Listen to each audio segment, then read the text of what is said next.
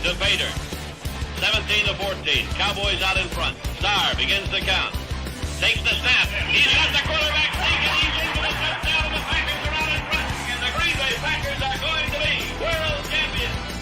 Set up for the Packers, and Favre back to throw his first one. Going deep, has a man open.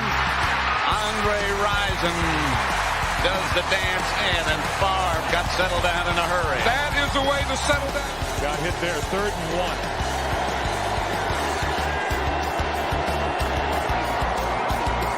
Rodgers, Jordy Nelson, touchdown, Green Bay.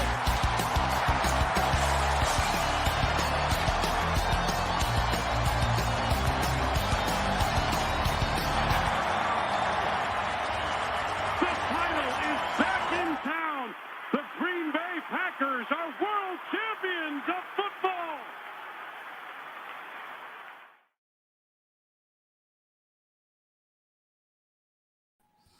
Ladies and gentlemen, what is going on? Welcome back to another rendition of the Titletown Lounge podcast. It is another Victory Wednesday. I, of course, am your host, Rhino.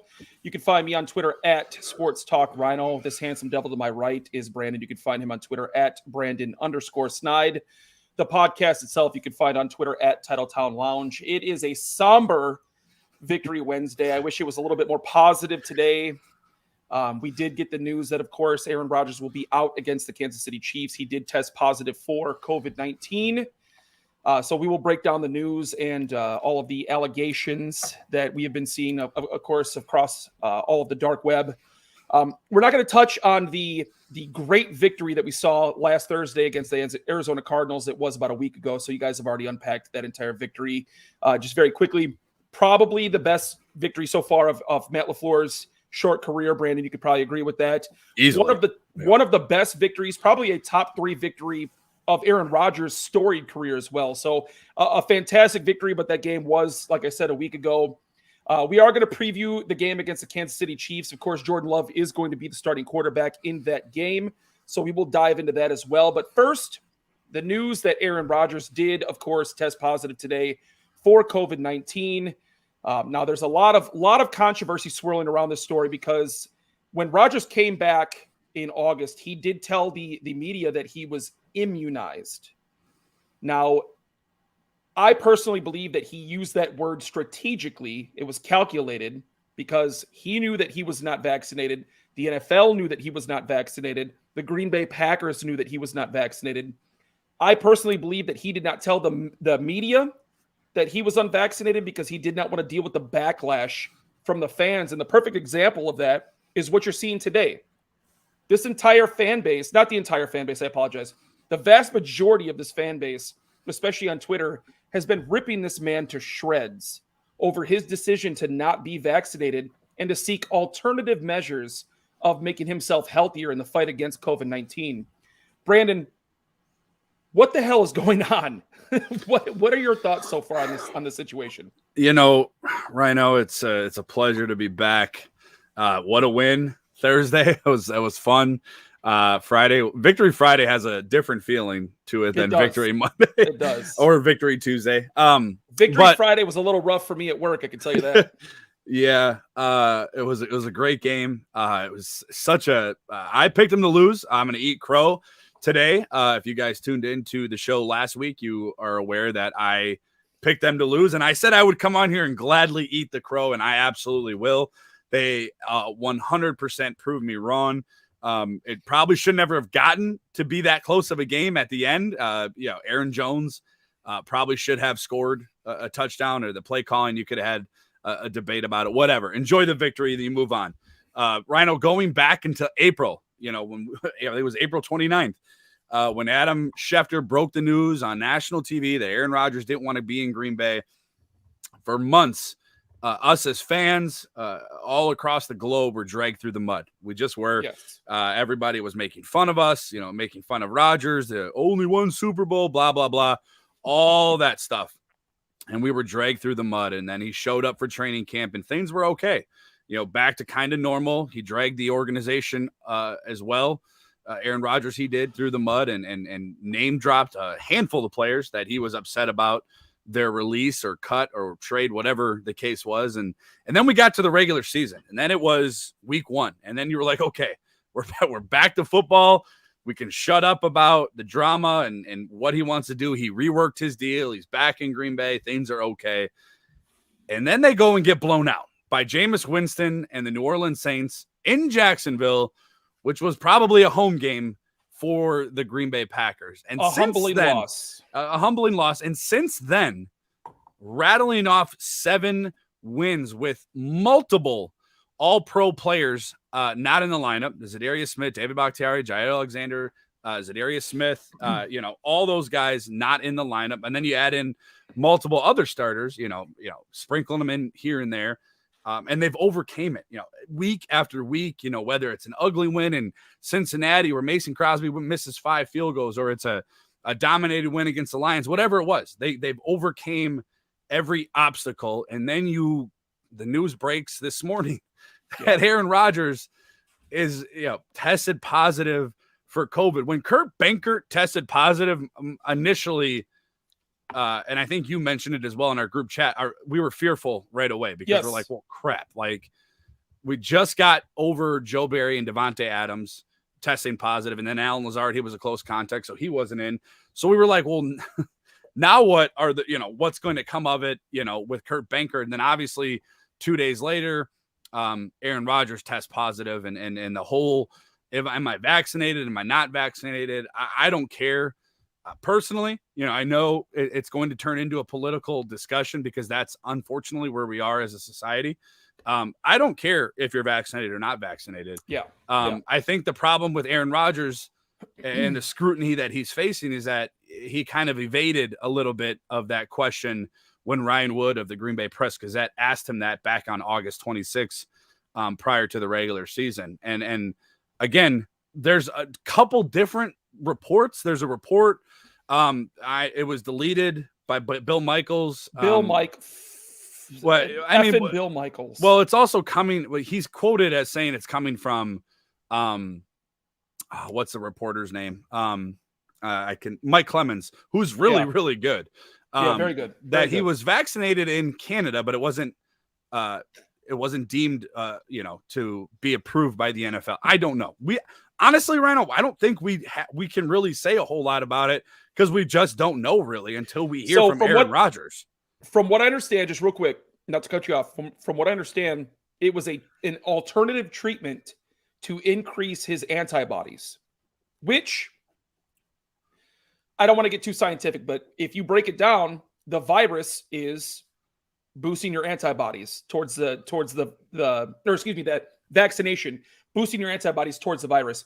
He sought an alternative way to boost his body's antibodies towards the virus. So I don't know. I don't know much about it. I don't want to speak on it, but it is an alternative way of.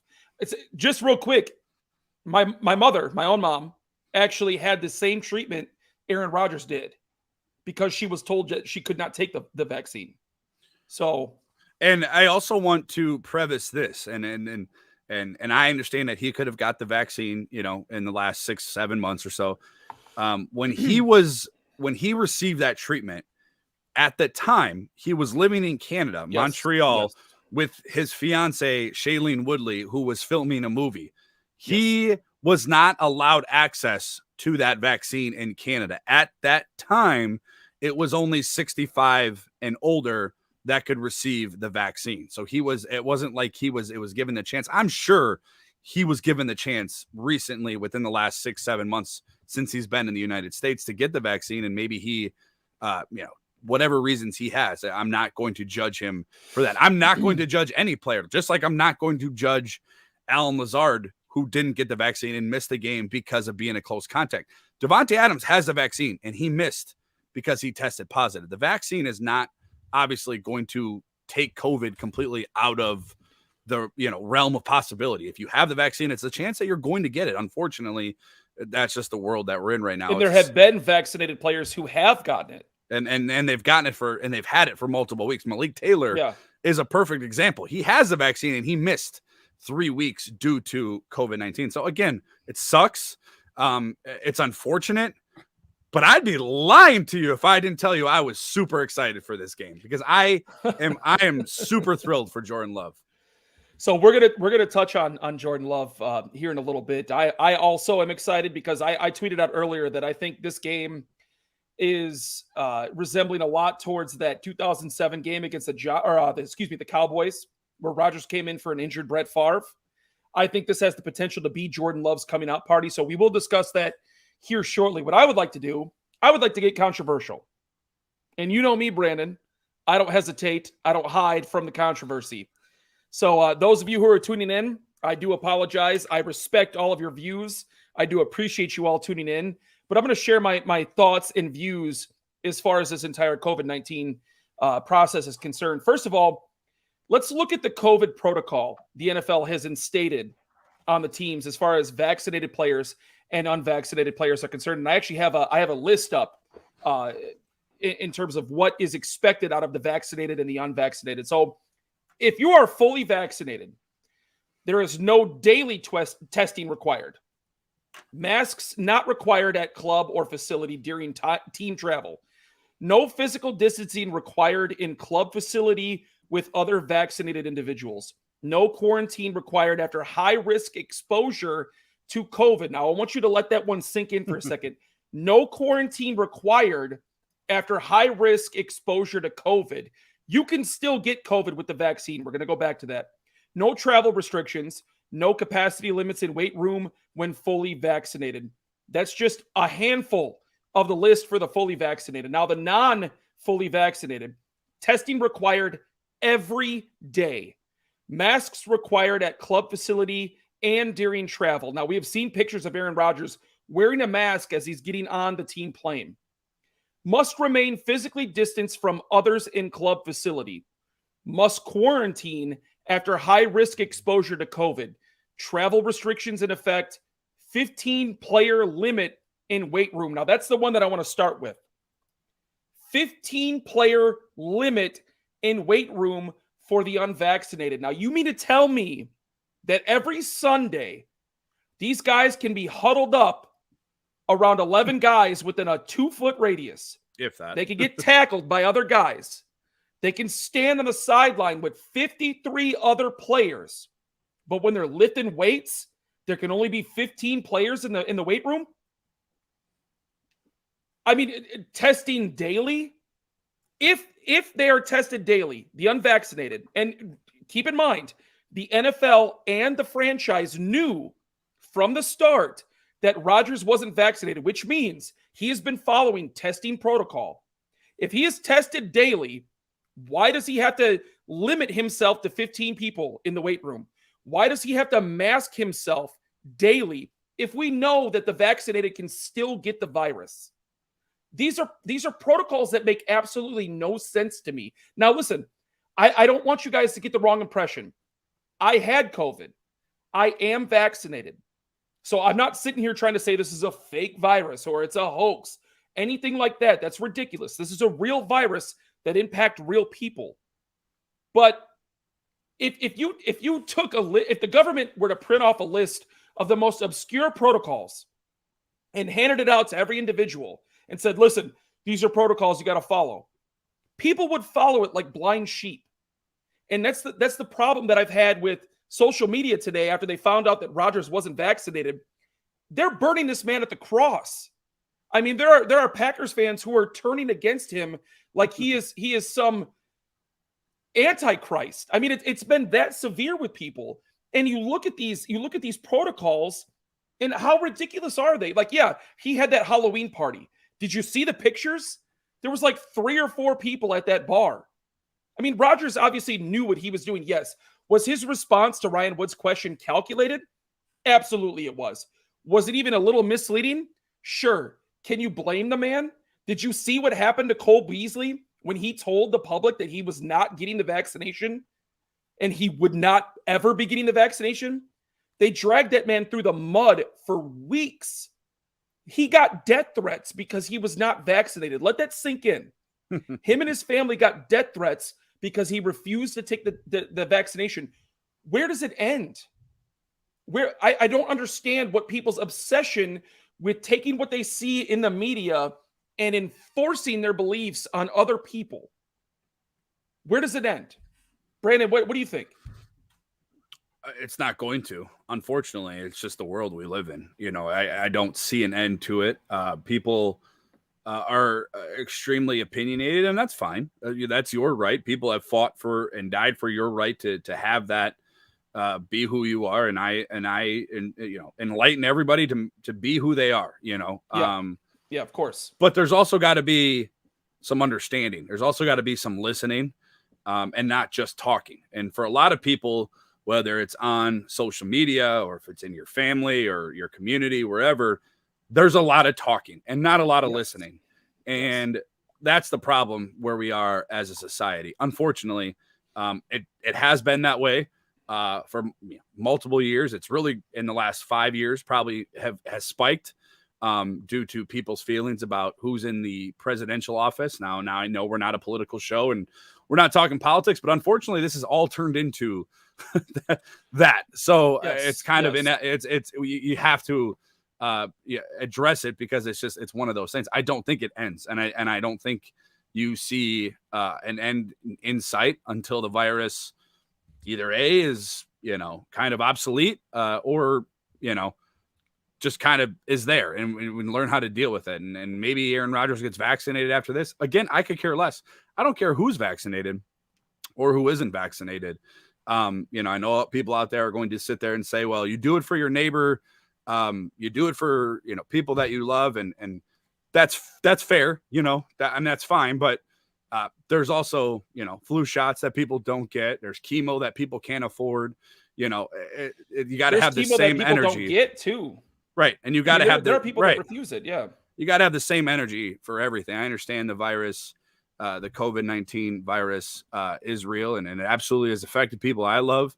But do less talking and do more listening and understanding. And I think we'll be in a better place. People are jumping. Listen, I was one of the lucky guys to get Bitcoin from Aaron Rodgers just 3 days ago. And everybody was in love, going back to Thursday night, and then Monday he gives away $1 million of his own money to Packer fans. Yeah. And now people want to, drag him through the mud because he decided not to get a vaccine, but you don't know what the true story is. We don't know.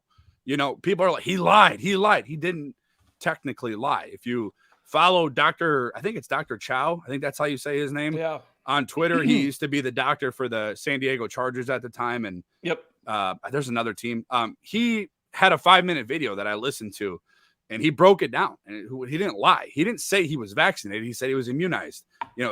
They're similar, but they're a little bit different. And in his opinion, and when Aaron Rodgers said it, there was also a chance that he was appealing the NFL's decision, and it may have been in violation for him to speak on that. Again, until we hear from Aaron Rodgers himself, and again, I could care less. If he shows up in 10 days, I don't need to hear him why you do or do not have the vaccine.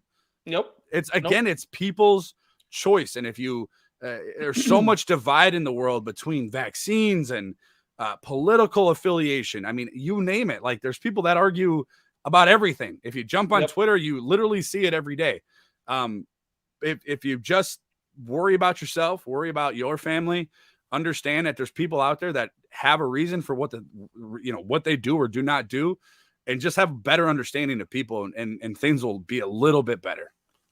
So here's my second controversial segment here, and this one might be a little on the high end side, but the only reason why I'm making this analogy is just the argument that has been behind it. Now, it's been my body, my choice for years when it comes to abortion. And I want to preface this with this comment. I am a man. Women have the right to choose. I'm not saying I believe in abortion. I'm not saying I disagree with abortion. I'm not saying any of that. What I'm saying is I'm a man. It's not my body. I need to shut the hell up. But when it comes to the abortion argument, it has been my body, my choice for years. And then all of a sudden, COVID-19 comes along and the vaccine comes along. And the my body, my choice argument has been completely thrown out of the window. You have mandates for vaccinations with medical employees and first responder employees and even business employees. You've seen regulations nationwide and people losing their jobs because they refuse to get a vaccination that they don't believe in. And it's not because they're anti-vaxxers, like the people who refuse to get their infant babies vaccinated because they don't believe in those vaccinations. Those vaccinations have been around for decades, for generations. We're talking about a vaccination that has been around for a year. We still don't know everything about it. We still don't know what it's going to do to the human body. There hasn't been a long enough trial period for people to form a calculated and scientific opinion. But it's just odd to me that the my body, my choice opinion has been completely thrown out the window with this vaccination. And I want to end this segment because I'm not going to go too long about it, but I want to end this segment with this. Vaccinated people can still receive COVID-19. They can still contract COVID-19. They can still transmit COVID-19. We're also talking about a virus that has a mortality rate of a percentile, maybe a percentile and a half. You're talking about 98.5%, 99% of people have survived COVID. When it comes to abortion, and I want to preface this by saying, I'm not saying I disagree or agree with abortion, but when it comes to an abortion, a life is lost every single time that decision is made. Every single time the choice is made for abortion, a life is lost. And if you want to compare the numbers of COVID-19 deaths versus abortions, you're going to be astounded. So why is it that when it comes to abortion, it's my body, my choice, but when it comes to the COVID-19 vaccination, I have to listen to what you tell me? That, to me, is one of the more hypocritical things that I've ever seen in my entire life. And I'm going to end that segment with that statement. Yeah, it's unfortunate the way that, we're trending as a society, and I hope number one, because I know he's a big fan of the show, I hope Aaron Rodgers is okay. He listens every week, and shout out to Aaron. We do wish him the best. Thank you for the Bitcoin. No matter what side you fall on, the political spectrum, the vaccine spectrum, always hope that Aaron Rodgers is okay, healthy, and is able to return to his old self. Because like we've seen with this with this virus, people sometimes have lingering effects, and you just hope that he's okay. You hope that Joe Barry and Devontae Adams are back to return hopefully tomorrow, and you kind of give a little bit of normalcy at 12:65. And obviously when Aaron Rodgers comes back, you take off to continue the dominant road that you've been on, winning 7 in a row. With that being said, we are going to move on from the COVID-19 discussion. Aaron Rodgers obviously is not starting this week. So we do have Jordan Love as the starting quarterback on Sunday versus the Kansas City Chiefs. This was highly touted as one of the best matchups of the season. We're supposed to have Aaron Rodgers versus Patrick Mahomes, quarterback of the Kansas City Chiefs. We now have Jordan Love versus Patrick Mahomes. The feeling that I had, and now obviously this is entirely COVID unrelated, the feeling that I had when I learned Jordan Love was the starting quarterback, it was not imminent fear.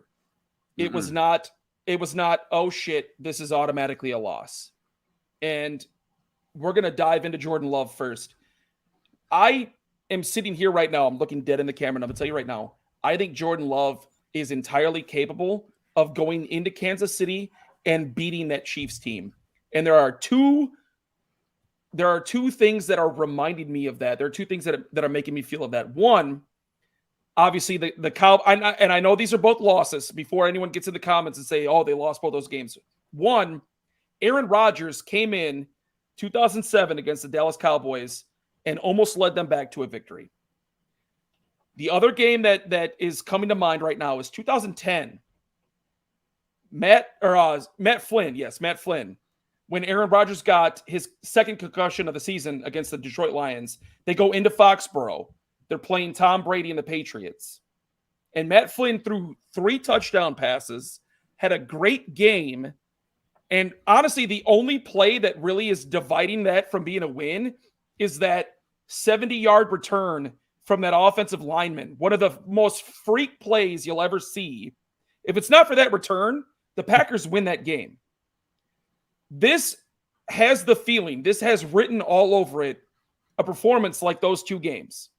You had backup quarterbacks who had pretty much no NFL experience other than like maybe coming in a blowout.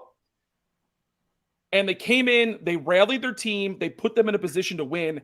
This has Jordan Love's name written all over it for the third time. What are you thinking? I know you're excited about Jordan Love, but what are you thinking? You know, I'm super, I'm excited for him because with all this Aaron Rodgers offseason drama, the number one person that really was affected by all of it was Jordan Love, because people were on social media or on ESPN or Fox Sports, and they were laughing at Jordan Love. They were laughing at him before you even seen him play an NFL down, because again, last year, 2020, we forget he did not have an offseason. He did not have OTAs. He did not have rookie mini camps. Training camp was just weird. I mean, he didn't have those, chances to show and showcase what he can do. Now you fast forward to this year and he gets a little bit of preseason action. I know he got hurt, unfortunately, but we saw a little bit in what he can do. That Bills drive in which Jordan Love drove the ball down the field, that was the number one Bills defense. They played the number one Bills defense and they scored points, and Jordan Love moved the ball. I am so excited for him because he's able to, there's no pressure, Rhino. There's no pressure. You're supposed to lose this game. Vegas is telling you that's a 6.5 point swing from Aaron Rodgers. Is it? Well, it was one. Oh, 7.5. So your Vegas is telling you if you lose, you're supposed to lose. I mean, if you ask the casual fan, it's Patrick Mahomes at Arrowhead, which is arguably the toughest place to play on the road for a visiting team. Definitely the loudest place. You're going up against a former MVP, a Super Bowl champion. You're going up against a top 5 receiver in the NFL. You're going up against arguably the best tight end in football. And I know they haven't been the Chiefs of the old, but eventually they're probably going to get on track. Offensively, defensively, I think they're a lost cause. But there's no pressure. This is a perfect opportunity. If you would have asked me, hey, Brandon, what's a perfect opportunity for Jordan Love? Going into a game in which they're 7-1, 4-game lead in the division. The Packers have more wins than the rest of the division combined. So you have a 4-game lead in week 9 of the division, the NFC North. So a perfect scenario would have been like, well, get into a game in which you're not at Lambeau Field, you're on the road. You're going up against, again, like I said, a decorated quarterback. You're supposed to lose. There's no pressure. Jordan Love, if you go out there and you win, Twitter is going to melt. If you go out there and lose, you're supposed to. It's not a big deal. It's okay. Yeah. Show us that you have progressed from training camp, from preseason to where you are now. I love this matchup for him. It's one of the worst defenses in all of football. Steve Spagnuolo is probably going to bring the pressure. They're probably going to play with at least 6 to 7 in the box because they know Matt LaFleur and Nathaniel Hackett are probably going to want to run the ball early and often and establish the run. But I also think this is not a knock on Aaron Rodgers. And there's not many people, I've said it on this show, he's the greatest thrower of the football from a talent perspective. But I think you're going to see more of Matt LaFleur's offense with Jordan Love. Jordan Love's not going to go up to the line of scrimmage and cancel the play. Yeah. Jordan Love's not going to run an RPO. He's not. You're going to see kind of what you saw with McVay and Goff and Jimmy Garoppolo and Kyle Shanahan when they went to the Super Bowl. You're going to kind of see that with those guys, in my opinion. You're going to see Jordan Love play within the offense. He's going to take his chances. He did it in the preseason. He threw an interception. I'm okay with it. Let that go. Let that thing go. You're a 6'3" guy. He runs a 4.5. You're going to see him get out of the pocket. And what we haven't seen with Aaron Rodgers in multiple years, and we've seen it a couple times this year, but he lost a step. Shame. Big time. No knock on him. It is what it is. Yeah. You're going to see a guy that is not going to be slow to move out of the pocket and run for a first down, pick up 6, 7, 8, 9 yards when he needs to be. I'm thrilled for the guy. If he goes out there and he wins, look out. I'm going to be reckless. If he goes out there and he plays good and they lose, I'm going to be reckless. I'm happy that he is given the opportunity. You hope, obviously you don't want it to be under these circumstances where you're missing your Hall of Fame quarterback due to an illness. But that's just the world we live in right now. And if there's an opportunity for him, there's not a better one than this week at Kansas City. And the one thing that a lot of people are not taking into account, you brought up the drive against the Bills, and it was the opening drive against their number one defense, and he drove the entire length of the field, and they probably should have punched it in. I believe they got to about the 3 or 4 yard line, and they probably should have punched it in. A lot of people aren't realizing the fact that the Packers were without a lot of people. Now, we've talked about the injuries this season, but if you compare the injuries to the season to the inactive list we saw in the preseason, you're talking about no Devontae, no Lazard, no MVS, none of your offensive linemen, not even your starting center. He's getting almost all of those guys in this game. He's going to get Devontae Adams. Hopefully. He's going to get MVS. He should get these guys. Yeah, he should get MVS practice today. He's in. He should get Allen Lazard. He's going to have the starting offensive line that has kept Aaron Rodgers upright for the most part this entire season. He's going to have Aaron Jones. He's going to have A.J. Dillon. Jordan Love didn't have that in the preseason. And we saw flashes of greatness out of Jordan Love in the preseason. Not greatness in terms of he's going to be a Hall of Famer, but greatness in terms of his talent equating to Matt LaFleur's system. He's going to have all of those tools and weapons at his disposal Sunday against the Kansas City Chiefs. And I'm telling you right now, you're not going to see a conservative play calling this Sunday the way you did in the preseason. Because I told you the first start that he had, it was a very conservative play calling. They were not letting him do anything. And then, of course, when he started against the Bills, they opened it up just a little bit, let him throw the ball a little bit downfield. I can tell you right now, if the Bills are stacking 7, even 8 guys in the box to try and stop Aaron Jones, Matt LaFleur is not going to hesitate to let Jordan Love throw the ball.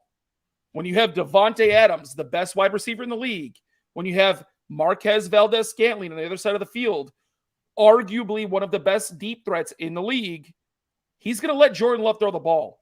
And I'm telling you right now, it's not, in my opinion, it's not going to be Jordan Love that loses this game. It's going to be the defense that loses this game.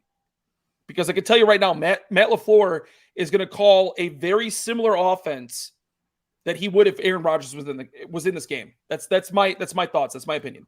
And you reminded me of a point that I wanted to make just now. Yeah, we're all excited for Jordan Love. Matt LaFleur mentioned it at his press conference. He's excited for him to finally be able to, show off his skill. If you think, and we've all seen Matt LaFleur on the sideline, he's passionate, man. He loves football. He loves to throw the challenge flag.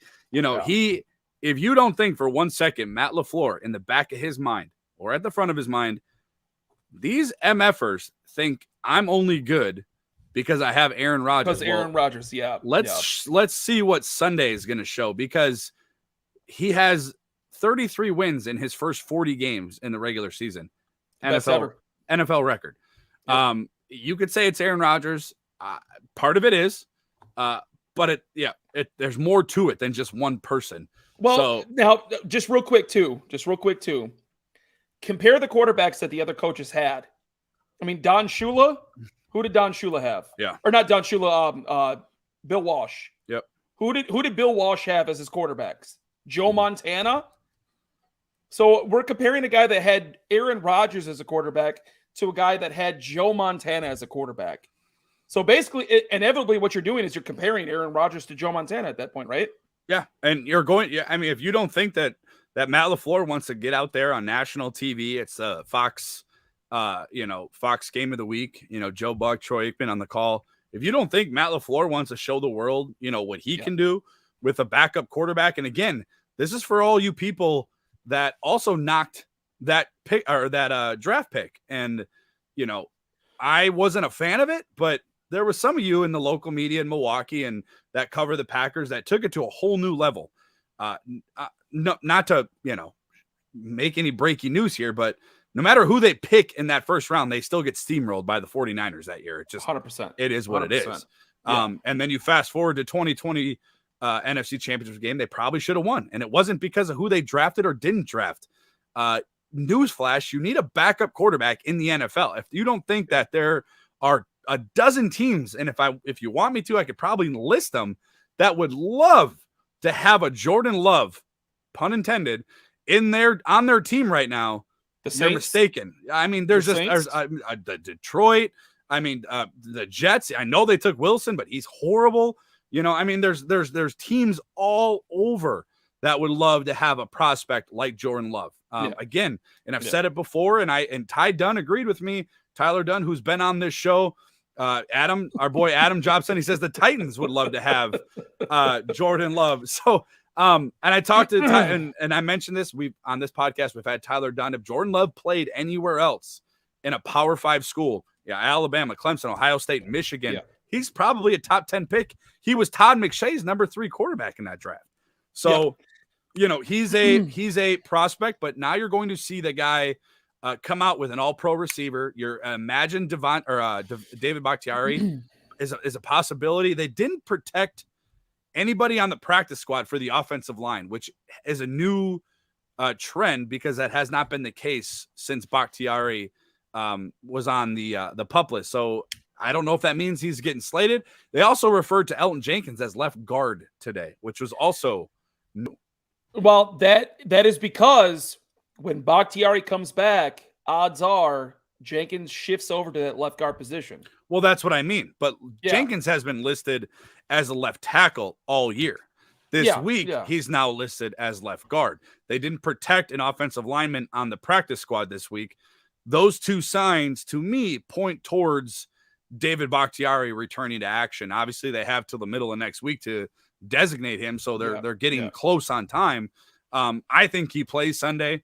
I think the troops rally around Jordan Love. I think you see Aaron Jones, AJ Dillon have monster games, whether it be on the ground or running the ball. You're going to see those two become involved very heavily on the offensive side of the ball. And I really, truly think there's going to be – listen, he hasn't played with these guys, okay? He doesn't have a whole lot of time with Devontae Adams. He doesn't have a whole lot of reps with MVS and Alan Lazard. There's going to be moments throughout the game. It's going to be a 3rd and 5 where he misreads a route or his ball is late, a half a second, whatever. There's going to be issues like that. You're seeing it in Chicago with Justin Fields, and you're seeing it with Trevor Lawrence. Like, these guys are going to take a little bit of time to develop, but he's going to play good. And I really think I'm close to picking them to winning. I'll definitely take that spread. But I mean, I just think you're going to see a guy that's has got a huge chip on his shoulder. You talk about Aaron Rodgers' chip in 06, 07. I mean, this one might be bigger than that one. What I want to focus on real quick, just very quickly, Matt LaFleur. We talked about how last week was the best victory of Matt LaFleur's career. Fast forward 10 days, and you're talking about a game that could already eclipse the Arizona game. I mean, you had Arizona, you're missing several all-pros all across the field. Devontae Adams, Jair Alexander, Zadarius Smith, David Bakhtiari, etc. He goes on the road, defeats the last undefeated team in the NFL in the Arizona Cardinals, and goes home with a win. We obviously are saying that's the best victory of his head coaching career. Now, you fast forward another week, you go on the road to a team who has been highly touted by the media as the best team in the NFL. They're 2 years removed from being a Super Bowl champion. They're one year removed from being in the Super Bowl. If he were to go in this game Sunday with Jordan Love as his quarterback instead of Aaron Rodgers, and they win that game, I think you wrap up the Coach of the Year conversation. You send him the trophy after Sunday and just say, hey, it's yours. There's not even a conversation. How can you honestly make that argument to me that anyone else deserves Coach of the Year if they go into Arrowhead and beat the Chiefs? How do you make that argument? And also, you're not wrong. Like, yeah, you're right. But here's the other thing. Aaron Rodgers just tested positive, we assume, this morning. They've been game planning with Aaron Rodgers. That Monday and Tuesday are install days. Like that's a big time, loss for, game planning purposes. Now you shift all your attention. Wednesday is where you get on the practice field and you incorporate your game plan. Now it all changes. Now, I don't know how much of that playbook or that, game plan changes with Jordan Love. I'm assuming quite a bit. I could be wrong, but I'm going to disagree with that. I mean, I think there's probably going to be, some packages that they leave out and put in instead of when they had with Aaron Rodgers. But now you're looking at limited time. You're looking at just Wednesday and Thursday.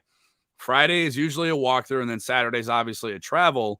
So there's not a whole lot of practice either. I mean, Jordan Love just found out about this morning. He had one practice today. He's going to get one tomorrow, and that's about it. So if this game's even close, if it's even close, that's a win in my book. And I know that's a win. That's another thing I wanted to ask you too, because last week we said the exact same thing. Last week we said if the Packers rolled in there and lost a 27-24 game, that was a win. If they got destroyed 48-14, that was obviously a very disappointing loss. But we made the comment, both of us, we said if they went in there and lost 27-24 or 26-21, that's a moral victory. That was something that you couldn't hang your head on. If the Packers go into Arrowhead and they lose that game, same circumstances, 26-21, 27-24, 30-27, is that another moral victory in your books? Yeah, I think anything there's two pieces to this moral victory. Number one, nobody else pops positive on the COVID list. We got to keep in mind, Jordan Love could still test positive, and then we're screwed. He could. Then we're screwed. Yeah, I mean, he's vaccinated, but the chances of him playing are very slim if that is the case. So moral victory number one would be nobody else is on the COVID list. That would be, to start. And we'll know tomorrow more than likely if there is anymore. After that, I think we're okay because we saw it with Devontae. As soon as Devontae on Tuesday tested positive, there was nobody else after Wednesday. So that next day seems to be really big. So tomorrow morning will be a big day. Number two, a moral victory. Look, we all want the Packers to win. When it comes to Sunday, I'm going to be pissed if they don't win. Realistically, if they're involved in a close game and we see progression, we don't have to see Pro Bowl or Hall of Fame type throws or crazy stat line for Jordan Love. If we see a progression, Ryan, I'm talking, 15 of 25, 205 yards and a touchdown. If we see a positive progression from Jordan Love, that's a win. That alone is a win because not every quarterback, and I know people that draft quarterbacks in the first round, they want to be, and more than times than not, and a big chunk of them are starters, but a lot of them get thrown into situations in which it's a lose-lose for them. You're seeing it in Zach Wilson in New York. You're seeing it in Trevor Lawrence in Jacksonville, and you're partially seeing it in Chicago with Justin Fields. Yep. Jordan Love had the luxury of coming in and learning for a year and a half, and now he's getting thrown into a game with short notice, a short week of practice, because of obviously the positive test on a Wednesday morning. But if you see a little bit of progression and a good control, Aaron Jones mentioned it after today, after practice at his press conference, the year difference between last year and this year for Jordan Love is astronomical. Like his command is it's huge. So if you see that progress to the field and you in the numbers and the play on the field and making the good throws, I'm fine with that. No matter if it's 35-24, if it's something like that. Look, this Chiefs team is still really good. They are. I know their record says otherwise. Yeah. I know that the Giants possibly should have won that game on a few different occasions on Monday night. But they're still really, really good on offense, and they got Hall of Fame players all over. What you're talking about is like just to make a quick example, and I'll let you continue. Like a Brett Hundley performance against the Steelers. You remember that game? They were on the road against Pittsburgh. Came down. He threw the 3 touchdown passes and had like 275 yards passing. His only good performance of his career. Like if you see that, that's a moral victory. Yeah. Yeah. If I mean, not even necessarily all of that, because Brett Hundley, it's a different situation. Brett Hundley going into McCarthy's offense versus Jordan Love going into LaFleur's offense. They're hard to compare because I think they're too different. Very different. Yeah. So, I mean, it just depends on how you view it. For me, it's just progression. I just want to see kind of like how Bears fans are with Justin Fields. They don't necessarily care about, well, they say they don't care about wins or losses, but they want to see Justin Fields like have it take that step. That's all I want to see with Jordan Love. I just want to see, first off, I want to see what he's like. We haven't seen him with starters. We have not seen him in preseason because he got hurt with his shoulder. We saw him for what, a quarter against the Bills, I think it was, maybe half. I don't even know if it was a full half. So we haven't seen enough of Jordan Love to really know what he is. So as a fan, as a person that watches this team religiously, I'm curious to see how he looks. And when I'm looking at him and I'm watching him and I'm seeing him, make a step into the right direction, that alone is a moral victory for me. So we're going to move on.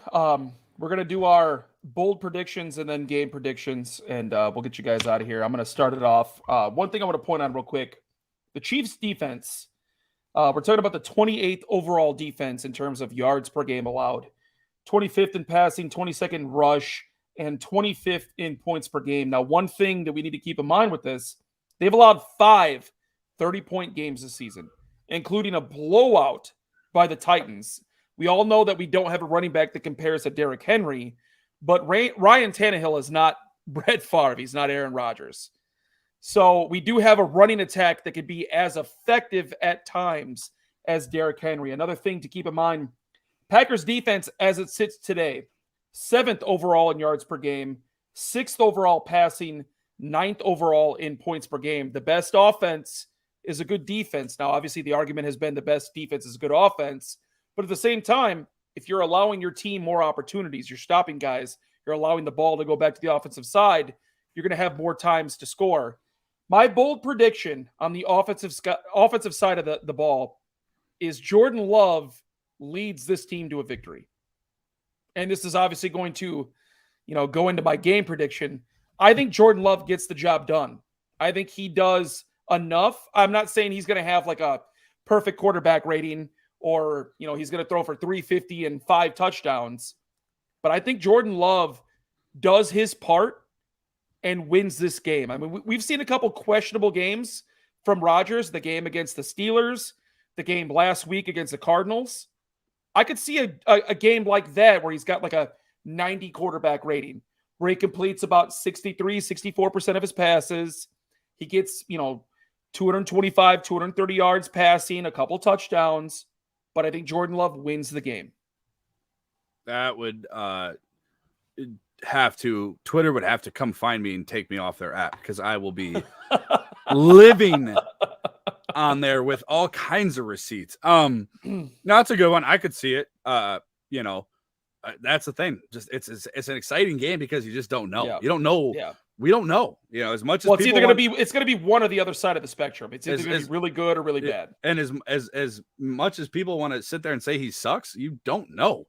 You know, and there's fans within this fan base and obviously outside that have laughed at Jordan Love, but I would caution against that and just wait. So that's a good bold prediction. My bold prediction, maybe bold.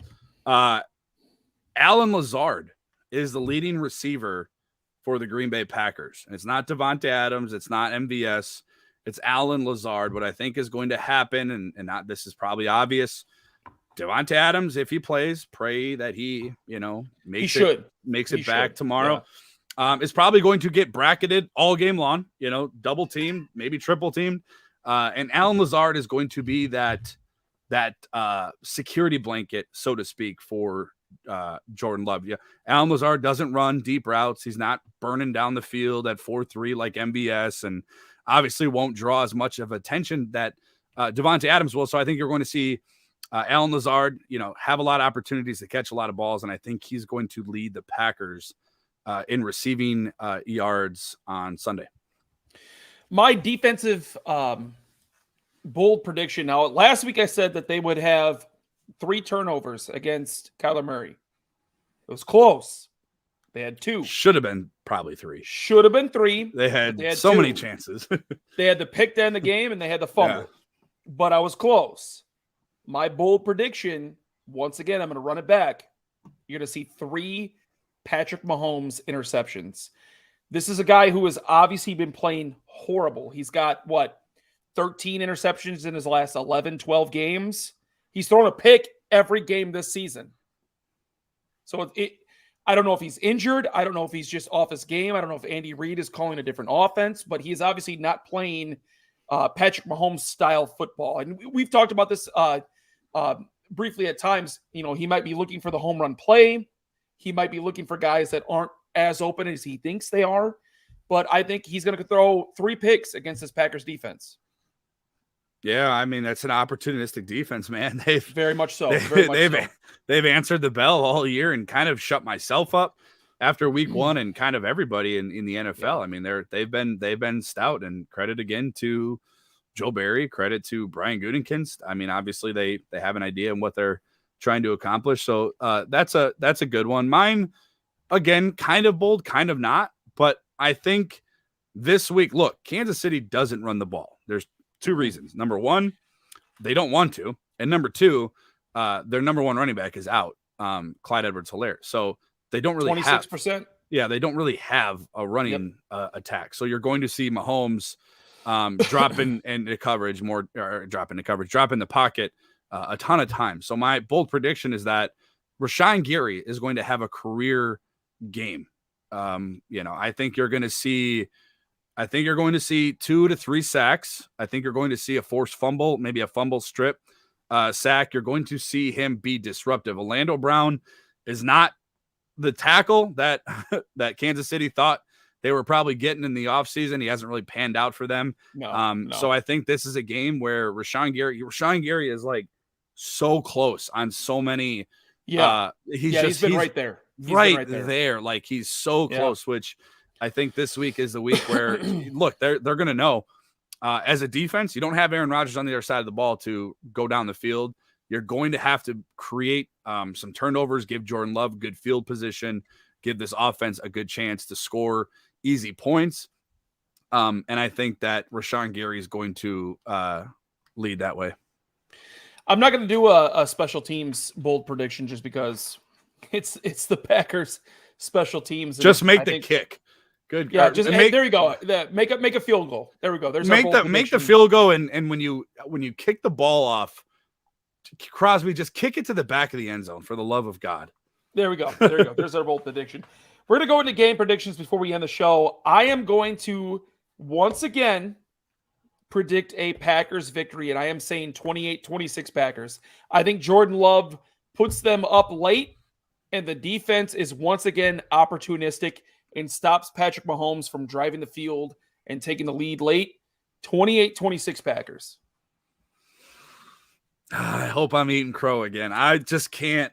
I can't pick them because I don't know enough right now to feel comfortable to take Jordan Love. And I hope I'm 100% wrong. Like I said, I was last week. I hope I'm wrong again this week. I was absolutely wrong last week. That team proved me completely wrong, and I couldn't have been more happy about that. But I think, unfortunately, even with Aaron Rodgers playing, I still am leaning towards Kansas City because of the fact that I think this team is eventually going to figure it out offensively. Right.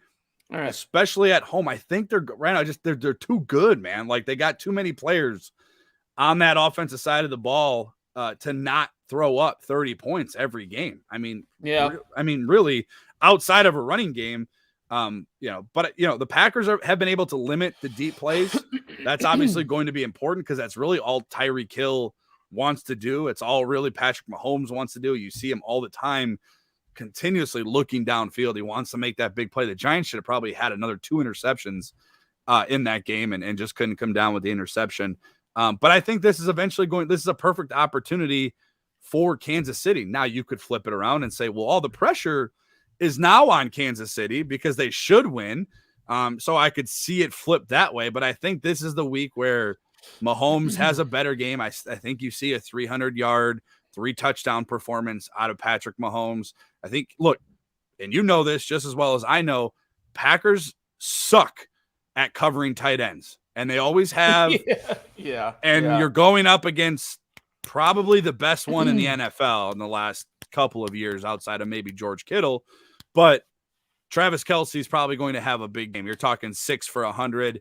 Tyreek Hill, I don't think has as big of an impact because for the most part, the Packers are able to keep those big plays, those explosive plays down as a whole defense. But I think you're going to see, I'm going to go 34-21 Kansas City, and I'm okay with that. I really am, as long as I see progression from number 10. All right, so 34-21. Would you like to make a bet out of this? No. I hope I'm wrong. I don't want to be right. I want to use my head. If the Packers win this game, you wear a blonde wig on next week's show. I don't want them. I don't want to bet against them. I want them to win. I'm cheering for them. I'm rooting for them. I think the odds are stacked against them. Again, we're making a prediction, which is not our fault. We have to. It's our show. Sure. But we don't know what else is to come of this. I mean, tomorrow we could wake up to more bad news. Friday could be more bad news because and then Saturday before they get on the plane when they do COVID tests could also be more bad news. So that's what I'm afraid of. I blame Matt Nagy. Matt Nagy got COVID. The whole Bears franchise got COVID. Damian Williams and beat their got ass, COVID. And then all of a sudden, boom, we're in COVID hell. Yeah, I want to end the show. Oh, I'm sorry. Go ahead. We're in a little bit of a rut here with this COVID. That's for sure. I want to end the show on this, and this is an opinion piece. This is just a piece of my mind. I want you guys to take this objectively. We live in a day and age now where our opinion of others are influenced by outside sources more than they ever have been in the history of mankind.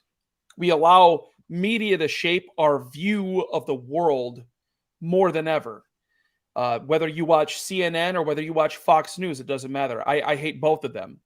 But we allow our opinion to be morphed off of what we see on things like the news, social media, Facebook, Twitter, TikTok, Instagram, everything. And I want you guys to take this to heart and go to sleep and think about this. Every human being that exists in the world today is allowed to have a choice. They're allowed to dictate what they do with themselves. And if we allow ourselves to live in fear, then we shouldn't leave the house. There's no reason to ever go out and experience life. I understand that a lot of you are pro-vaxxers and want everyone to be vaccinated, and that's fine. I understand that. I'm not disagreeing with that. But at the same time, you can't give me a reason when vaccinated people still get COVID, when vaccinated people still die of COVID. You can't give me a reason why somebody shouldn't at least question a vaccine that we saw gaslit into production and has been rolled out onto the world within a year. Everyone, when Trump was trying to get the vaccine out, and I'm not trying to take sides politically here, I'm just saying what are the facts. Everyone, when Trump was trying to get the vaccine out, questioned the vaccine, said there's no way it's going to work. There's no way it's going to be effective. It's been too quickly. And then now all of a sudden Biden is in office and everyone's like, we got to mandate vaccines. We got to tell everybody they can get vaccinated. Stop listening to what the media is telling you. Stop listening to what the world outside of your own is telling you. If you want to do your own research, that's fine. Do your own research. I know plenty of doctors who are anti-vaccine. I know some doctors who are pro-vaccine. I know a lot of people in the medical field who are mixed opinion. And that's fine, but they're informed. Don't look at something you see on Twitter and just regurgitate it out.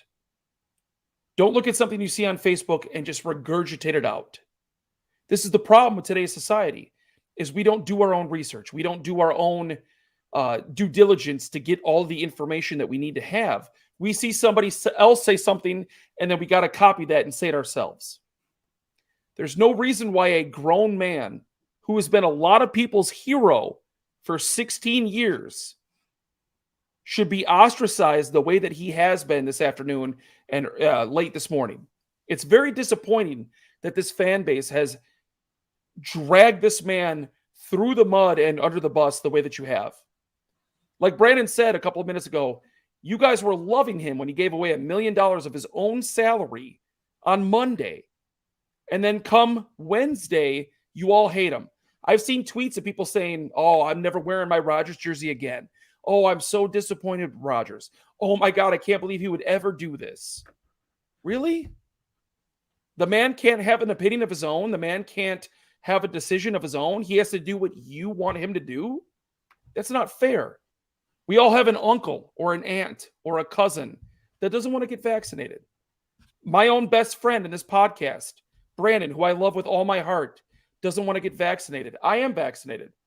Would I ever judge this man for not being vaccinated? No. You want to know why? Because I love him. And I would never think poorly of him for making a decision with his body. We've all been told that masks and vaccinations protect us. Well, if you fear COVID, wear your mask. Get vaccinated. Don't judge others for making decisions for their own bodies. And I will end the show on that. Ladies and gentlemen, this is another installment of Victory Wednesday, Titletown Lounge. Hopefully we can bring another one to you next week so you can see Brandon eat crow again. My name is Ryan. You can find me on Twitter at Sports Talk Rhino. You can find this handsome devil to my right on Twitter at Brandon_Snide. And of course, the Titletown Lounge you can find on Twitter at Titletown Lounge. Go, Pat, go. Go, Pat, go. There's Bledsoe. Down he goes. And there's Reggie White. And that's that hump. Low to the shotgun. 3 receivers left, 2 to the right. Snap to Rodgers. Scrambles to his left, under pressure, rolling right, escapes. Right side looking. Rainbows high and deep into the end zone. And it is caught. Caught for a touchdown. A leaping touchdown catch is made, and the Packers have won. He is slick in the pocket. And then once he looked across the field, oh my gosh, that's from the 35. That's 60, that's close to 70 yards, but it's how high it went is what's so impressive. Rodgers to Rodgers. 2 guys from Cal connect. You talk about a season-saving game.